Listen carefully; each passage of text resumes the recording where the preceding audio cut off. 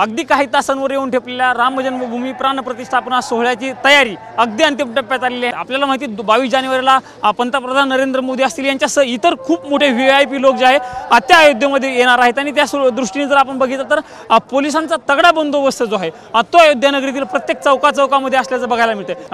या मंदिर परिसरामध्ये आपण आहोत आणि मंदिरामध्ये खरं तर काही वेळांपासून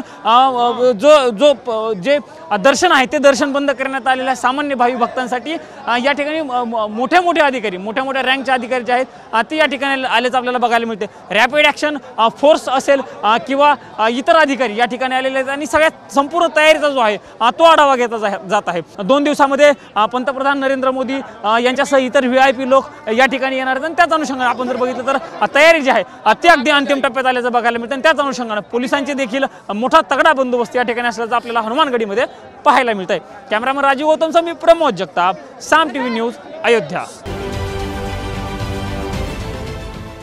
देश विदेशातील प्रत्येक घडामोडींचे लाईव्ह अपडेट मिळवण्यासाठी आता साम टीव्हीच्या सर्व सोशल मीडिया प्लॅटफॉर्मला लाईक, फॉलो आणि सबस्क्राईब करा।